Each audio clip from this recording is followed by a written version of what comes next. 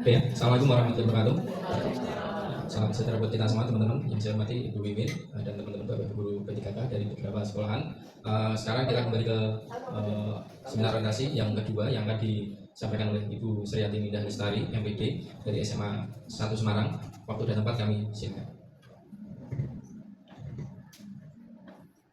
Terima kasih atas waktu yang diberikan. Saya mohon izin, Bu Wiwin dan teman-teman semua, untuk menyampaikan seminar orientasi pengenalan nilai dan etika bagi P3K Pemerintah Provinsi Jawa Tengah. Sebelumnya, sama ya seperti Pak Angga, saya juga ingin memperkenalkan diri terlebih dahulu, meskipun kita kemarin di Zoom sudah perkenalan, tapi ini secara langsung nih. Perkenalkan, nama saya Sriati Mindah Lestari. Alamat saya di Jalan Jomblang Lego, Semarang 5 RT 4 RW 2, Kota Semarang.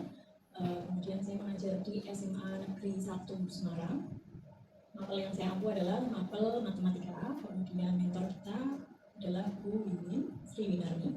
Atasan langsung saya adalah Bapak Gusto. Kemudian ini mungkin saya kecil-kecil. Jadi ini adalah RHK yang akan saya paparkan. Yang saya ambil itu adalah yang nomor 3 ya. Khususnya kurikulum operasional satuan pendidikan atau KOSP yang berorientasi pada peningkatan pembelajaran secara partisipatif. RHK yang saya sorot yang nomor 3 itu yaitu tersebutnya kurikulum operasional satuan pendidikan atau KOSP sebagai acuan dalam peningkatan pembelajaran. Aspeknya ada aspek kualitatif, kuantitatif, dan waktu. Kemudian indikator kinerja individunya, tingkat kontribusi dalam penyusunan dokumen kurikulum operasional satuan pendidikan atau KOSP dengan standar yang digunakan. Targetnya bisa memenuhi 100%. Kemudian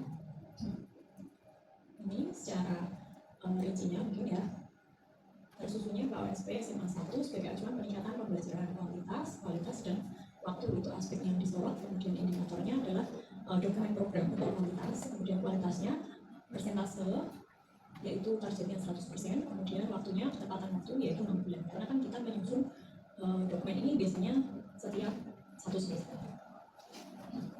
Kemudian kegiatan atau tahapannya menyusun program dan target capaian, ada tahapan konsultasi dengan atasan, diskusi dengan teman MGB, kemudian menyusun perangkat pembelajaran seperti CP, ATP, kemudian modul ajar dan asesmen yang mengacu pada KOSP, kemudian pelaksanaan dalam KBM, kemudian yang terakhir ada evaluasi dan refleksi. Berikutnya dapat tersusun program dan target capaian, kemudian penerapan nilainya. Saya melakukan konsultasi dengan kepala sekolah atau atasan langsung mengenai penyusunan KOSP, berupa perangkat pembelajaran, asesmen, dan juga dengan teman MGMP. Itu adalah aspek kolaboratif. Mungkin akan lebih rinci di sini ya. Yang saya sorot di sini adalah tersusunnya KOSP sebagai acuan dalam peningkatan pembelajaran matematika di SMA Negeri 1 Semarang. Dan kegiatannya yang pertama adalah menyusun dokumen, yang kedua membuat tes diagnostik, yang ketiga membuat media pembelajaran, yang keempat melakukan pembelajaran atau KPM, kemudian yang kelima melakukan evaluasi dan refleksi. Sebenarnya seperti tadi sudah saya paparkan, jadi kuantitas indikatornya adalah dokumen program, targetnya adalah 1 dokumen, kemudian aspek kualitasnya indikatornya adalah persentase kualitas program, targetnya bisa terlaksana 100%, waktunya indikatornya ketepatan waktu, targetnya 6 bulan. Nah, tahapan kegiatan tadi yang pertama adalah menyusun program dan target capaian. Adapun langkahnya itu ada konsultasi dengan atasan, kemudian ada diskusi dengan rekan MGMB atau teman sejawat, kemudian menyusun dokumen perangkat pembelajaran. Dokumennya meliputi CP, ATP, modul ajar, dan asesmen yang mengacu pada KOSP. Kemudian yang terakhir, pelaksanaan dalam proses KPM. Output atau hasil yang diharapkan dapat tersusun program dan target capaian yang selaras dengan visi misi sekolah, kemudian menghasilkan rencana pembelajaran yang dapat meningkatkan pembelajaran matematika, karena saya mampu matematika. Nah, penerapan nilai perhalannya di sini ada kolaboratif dan akuntabel. Kolaboratifnya kan tadi ya, kita diskusi dengan rekan sejawat atau rekan MGMB dan juga konsultasi dengan atasan atau kepala sekolah. Kemudian akuntabel, kita bisa menyusun program, menyusun dokumen perangkat pembelajaran yang sesuai atau mengacu pada KOSP. Selanjutnya yang tahapan kegiatan menyusun perangkat pembelajaran itu output atau hasil yang diharapkan dapat tersusun perangkat pembelajaran berupa modul dan asesmen yang mengacu pada KOSP. Penerapan yang berhaknya adalah akuntabel. Kemudian tahapan kegiatan yang membuat tes diagnostik dan membuat media pembelajaran yang sesuai dengan kebutuhan siswa.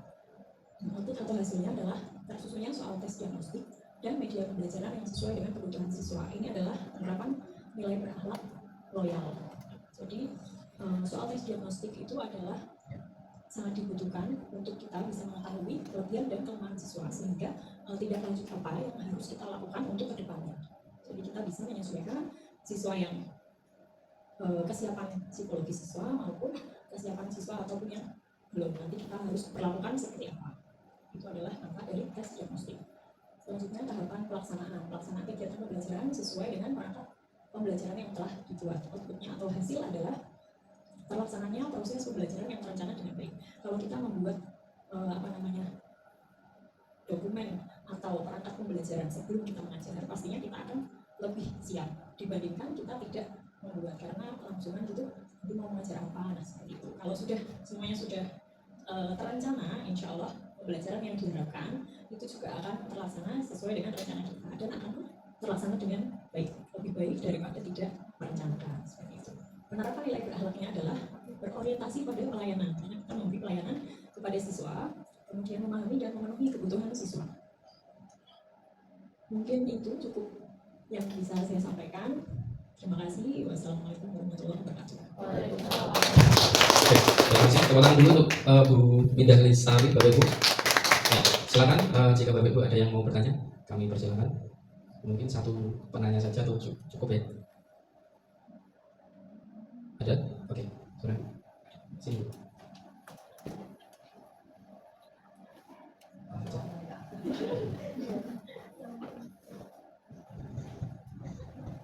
Oke, assalamualaikum warahmatullahi wabarakatuh. Mungkin dari saya, Bu Mindah bisa sharing bagaimana tes diagnostik di matematika yang telah dilaksanakan dan bagaimana hasil tes diagnostik itu dalam pembelajaran. Apakah siswa dikelompokkan heterogen atau homogen sesuai hasilnya masing-masing? Terima kasih. Terima kasih atas pertanyaan yang diberikan oleh Ibu Uni. Oke, terima kasih pertanyaannya. Mohon izin untuk menjawab deh. Mungkin barangkali bisa ditambahkan jika ada yang kurang.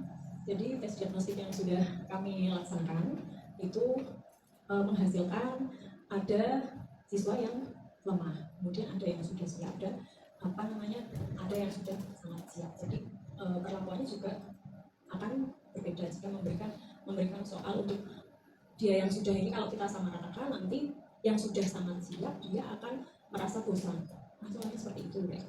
Jadi kita memberikan yang yang tahapannya, kemudian yang sebelumnya, satu tahap sebelumnya, dan juga kita memberikan tes yang 2 tahap sebelumnya. Hasilnya seperti apa, dan ternyata didapatkan hasil yang heterogen. Jadi ada persentase yang dihasilkan. Seperti itu. Mungkin ada Bapak Ibu guru yang sudah menerapkan juga. Mungkin itu dari saya, Bu Uni. Apabila ada yang ingin ditambahkan, terima kasih. Oke, terima kasih. Tepuk tangan dulu untuk Bu Mindah. Ini ada Bu Uni ada yang mau disampaikan. Bagaimana akal tadi ya? Cukup dulu. Terima kasih teman-teman. Mungkin yang sebenarnya yang di berakhlak itu bisa juga kompeten. Maksudnya bisa ya. Tadi juga Pak Agus juga bisa untuk kompetensi kemudian ya. Masuk semua bisa tidak ada semua. Terima kasih. Diskusi panjang itu kok. Membedakan tuh perangannya bagaimana? Oke, Bapak Ibu, demikian presentasi yang kedua. Terima kasih. Selamat pagi. Selamat pagi. Tepuk tangan dulu. Benar, itu saya merasakan sekali. Orang saya jadi guru ketika waktu itu saya ibu.